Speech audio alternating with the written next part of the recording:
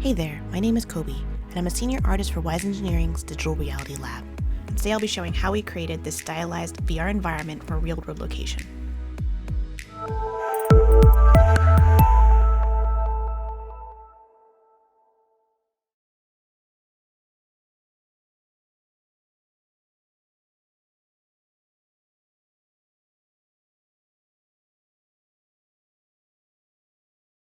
In this case, we are using the lobby of the Liberty Science Center. The environment was used in a zombie shooter minigame we created called Zombie Hall Brawl. Now let's begin. For this project, I used Maya, a little program called PureRef, which I'll explain in a moment, Substance Painter, and eventually everything was brought into Unreal Engine. I am mostly going to focus on how I modeled this environment and some neat tricks I learned to try and get the model to look and feel the correct scale to the actual environment it was based on. I won't really go into texturing since you can find plenty of tutorials on using Substance Painter, and I didn't really do anything out of the ordinary for those textures. So one of the first things about modeling an environment, and this goes for pretty much any modeling, is to get your references. To not only get a lot of references, but to get good references. So for this model, I actually want taking a couple of days to just gather as many references and research as much as I could the location that I'll be modeling. One thing I found to be hugely helpful on this is this little program called PureRef. So PureRef is just this small window. It sits above your other windows, and it just has, it's just like a canvas. You can just put any picture you want on there. You can zoom in and zoom out. You can actually rotate and flip images too. You can take this whole window and bring down the opacity so it will sit over top, which I find really useful for aligning camera angles. One of the best things, though, about it is that you can just say you want to reference this ball. You can work in Maya, and you can just have this sitting up here the entire time, and you can move it around, and it won't get in your way. And I find this a lot easier to just glance up at this window than to actually look over at another screen or monitor. It's just so much less effort. Another thing that's really nice is just to bring images in here is so simple. Just say you click on an image, and you can literally just grab it and drop it and do what you want from there. Scale it. Another great thing is that PureRef is actually free. So it's a free, small program. I highly suggest downloading it. I highly suggest tipping the maker because this is an amazing program, and I think any artist should have it, even 2D artists. It's great. So yeah, we'll put that back up. Another important thing is organizing. So I got a lot of images. I went through all the images, grabbed all the images that were super helpful, got rid of others just to bring down the clutter a bit, and I also organized them. So I went through and I put all the exterior shots over here. It's the parking lot. It's the top view. This is the front of the lobby. Then I just did angles. So this is a giant panoramic view. This is the ceiling, so you can see the lights. Over here, I think this is all the ones looking at the skyscraper exhibit, so you can see the yellow text. This is the ball. If you've ever been to Liberty Science Center, this ball is like famous. So as you can see, just lots and lots of pictures. So it wasn't until quite far into the project that I found these, but I actually found these really old schematics, which wound up being super useful. However, I didn't find them till I was much later in the modeling process. So I'll show you how to use these. If you can find these, this will make modeling so much easier, but I'll give you some tricks I used on how to get sizing correct, even if you don't have schematics like this. So the first way we're going to model this is by using that diagram I showed you, and for that we're just going to create a plane, and we're just going to apply that image as a texture. However, I do want to show you a trick that I learned a really long time ago, and there's probably better ways of doing it now, but I still use it just out of habit, and that's using the image size to keep your plane the correct proportion. And one of the ways to find that out is if you go to Properties, and then into your details, it'll give you the width and height of the image. So you'll just copy these. This is 1265 by 987, and just place them into your scale. So that was 1285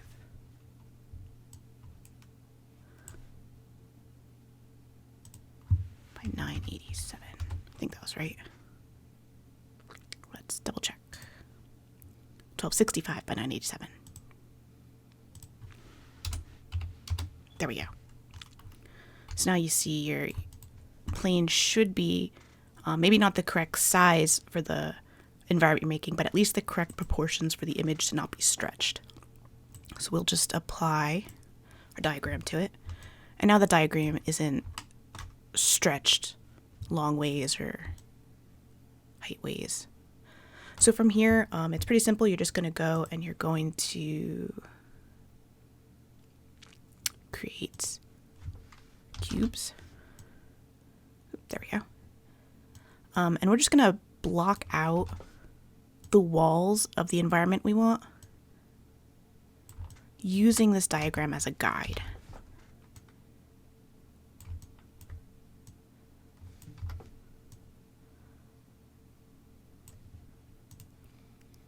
Then we'll just resize it. So because the environment that I'm making is going to be used in a very stylized game, being perfectly, precisely accurate isn't as important.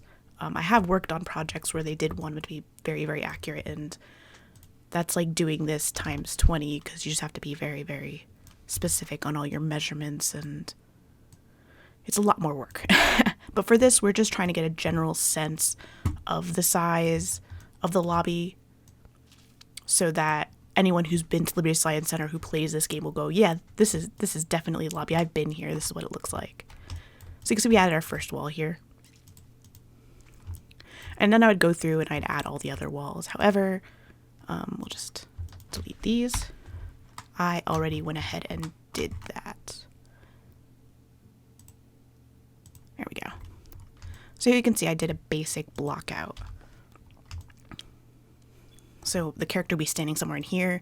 So anything beyond in here, they wouldn't see. So this is glass. These are glass doors here. So they'll see in here, but everything else is blocked off.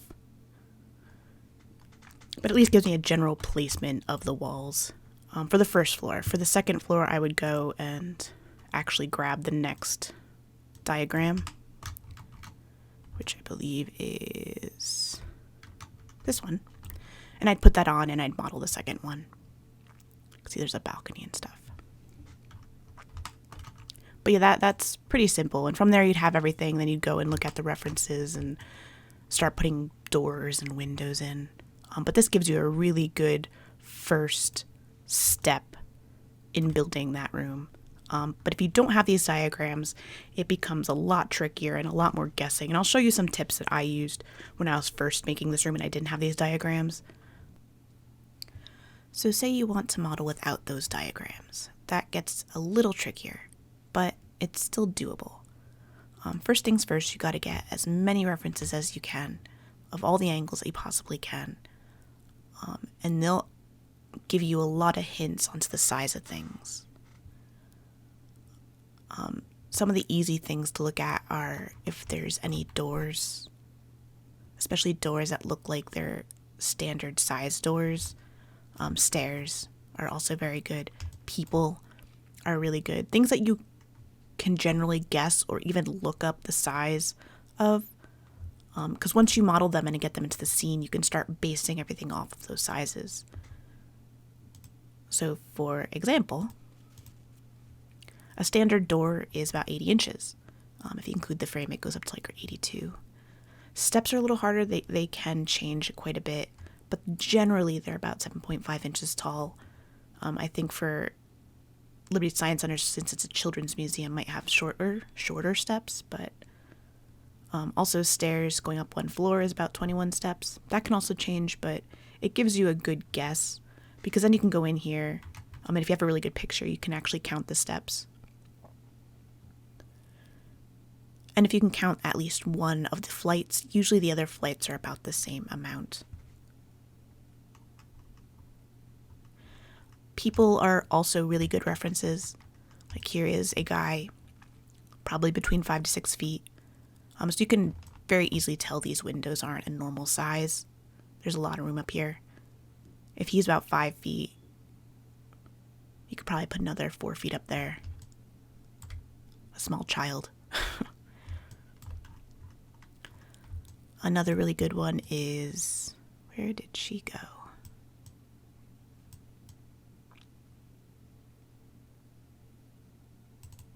Oh, there she is. So you have this divider banister. And you can see she's leaning on it. So if she stood up, this banister would probably be a little higher than her elbow. And that goes into the second part, which is the human sizes. So if a person's about 5'8" feet, the floor to their elbow would be about 3 to 6 feet, 3.6 feet. This is all measurements I got off of Google, so take them with a grain of salt. But for our purposes, a stylized environment, we can estimate, and there's like a little bit of wiggle room in there. Floor to shoulder, 5 feet. So this gives us like a general idea of like how tall things are when you can see them right next to a person like this. So what I would do is go in there and I'd model this banister to be, we'll say about 3.5 feet. And once we have that in place, plus we have the door that we already know is about 80 inches, we can start guessing the size of other things, especially if we use these pictures in Maya like we had used that plane with diagram to start modeling things to scale. It'll help. So let's start by modeling one of the walls. First thing I want to do though is I want to go into my windows, settings and preferences, and into settings, and check that my working units are set to what I want to be working in. For me, that would be inches.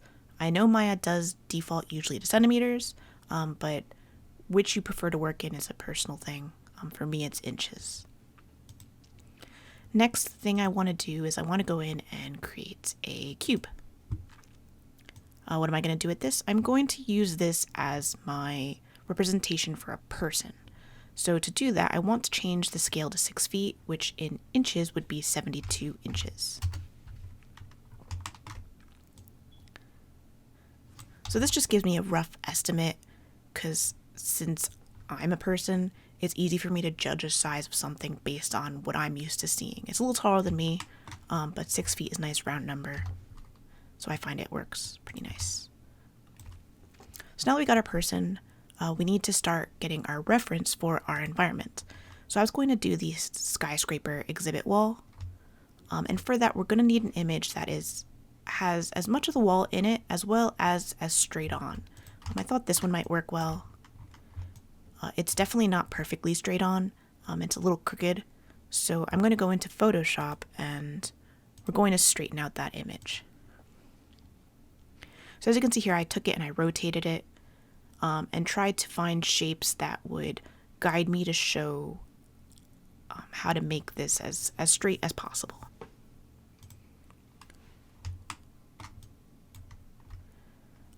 So once I had that done, I brought it into Maya and I'll put it onto a free image plane. So go in here and we'll put it on here.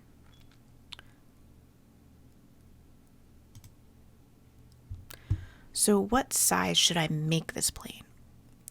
So how we're going to do that is we're going to go into here and we know that this door is 80 inches. So if we just copy that door, we can see that this wall is a little less than 4 doors tall.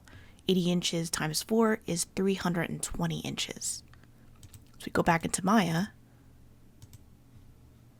and we go to our plane. We can set its height to be 320.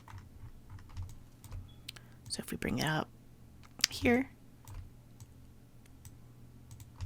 we can see that our person block is almost the size of a person. Like, that's pretty good, right?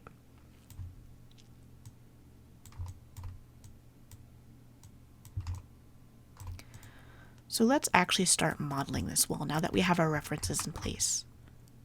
Go ahead and create a cube.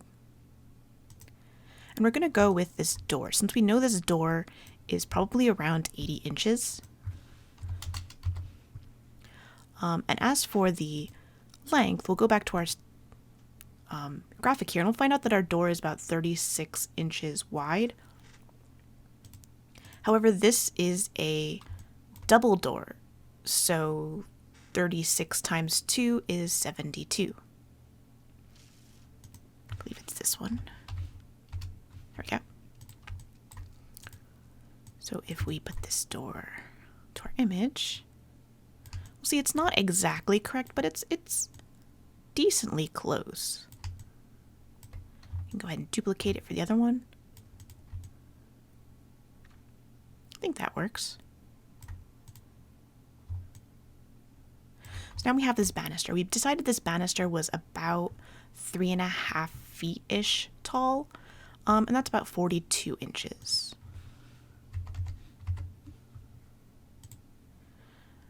Now it might be worth it to go in here and get a nice side view so we can get things a little bit more exact.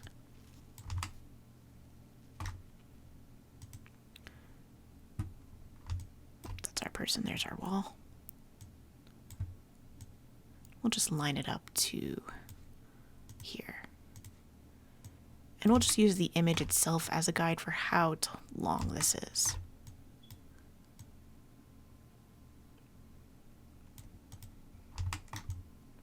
And it's probably a little wider than that.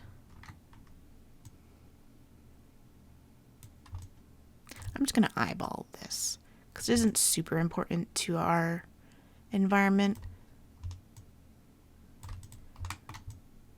Okay.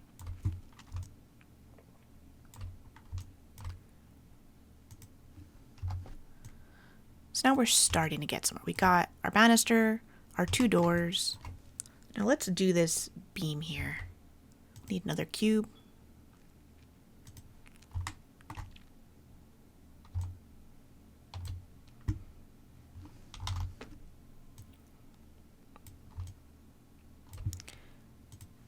And since we have everything else kind of already dictating how tall the ceiling is, and we know that the doors are somewhat right, this image should be somewhat close enough that we can at least guess this.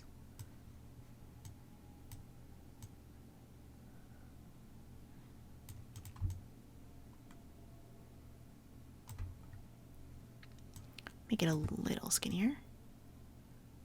There we go.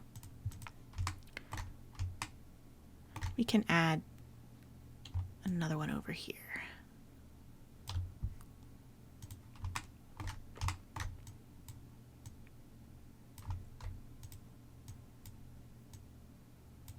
There we go.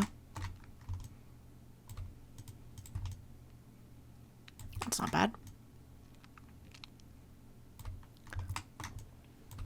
So now let's put our wall itself in.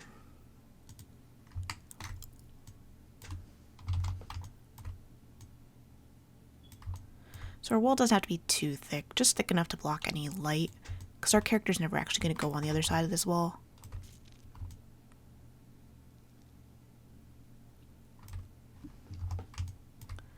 We'll just put it over here. Now we know we want this wall to be about 320 tall.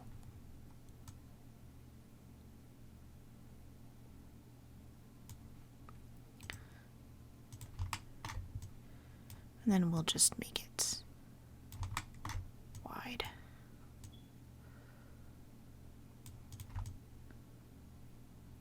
That's not bad. We got our 2 doors still showing.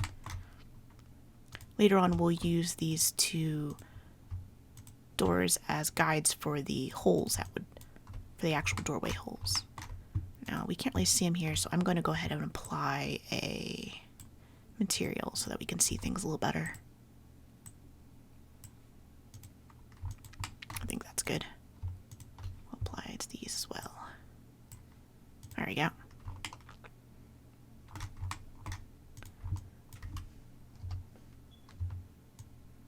And we'll go ahead and we'll create this quick sidewall. If you hit J, it'll let you rotate by snapping, which is really nice. There we go.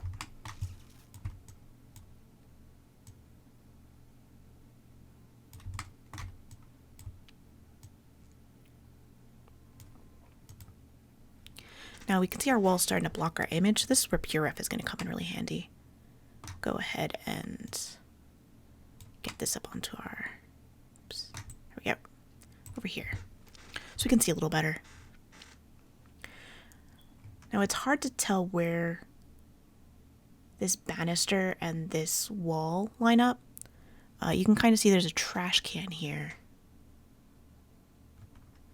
Maybe one of our other references will show us a little bit better.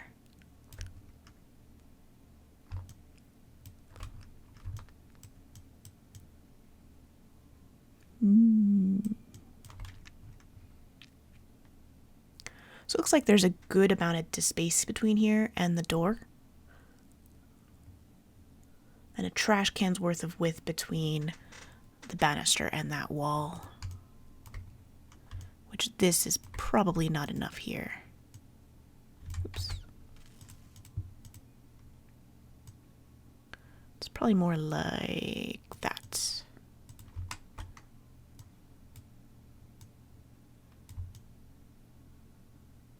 That seems a bit better.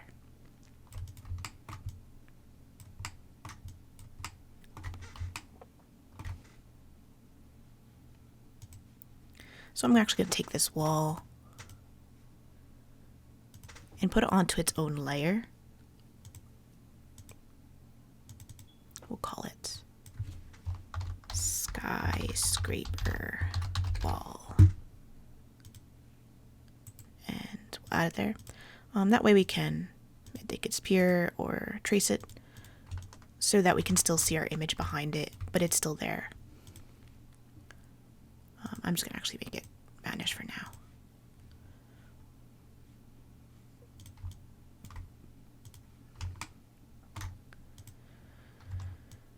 And let's add our beams.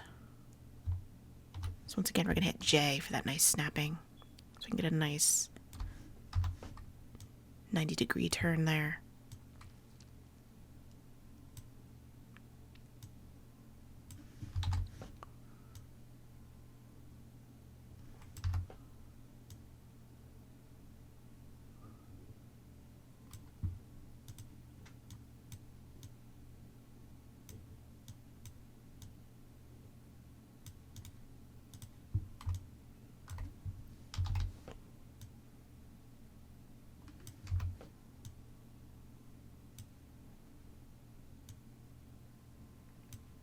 All right. So as you can see, we kind of getting things blocked out here. Slowly add the other beams, but you kind of get a general sense of how this goes. You just pick out things that you know the size of, figure out the size of other things, use people in the scene, use objects that you know the size of, or Google search that size, and then sort of slowly build your scene up from there. Once you get everything together, though, you'll have to sort of finagle things because you'll find out things don't fit quite right. For a scene like this, for a stylized environment, you can like fake a little here and there. As long as the end product looks fine, you should be good. And here is our final wall. I went ahead and added the texture to it, so you can kind of get a good idea of what the end result would look like. If you notice, my wall's a little more blue than the actual wall, which is white in real life. This is because the final scene is going to be at night, so I just find it a little easier to light it when I add the cool tones of the night scene to the textures themselves, but that's more of a personal preference. Once this is done, I'd go ahead and create the other walls, basing them also off of measurement information that I can gather through the references and through objects I can see in the environment, until eventually we get the rest of the lobby finished. Once the walls are completed, going in and populating the scene with assets, and then finally bringing it all into Unreal. So that is everything on how I created this real world location into a stylized environment. I definitely learned a lot in this project creation, so I hope that what I've shown you today will help you on your next project. Please leave a like, comment, and subscribe to this video. And until next time, thanks for watching.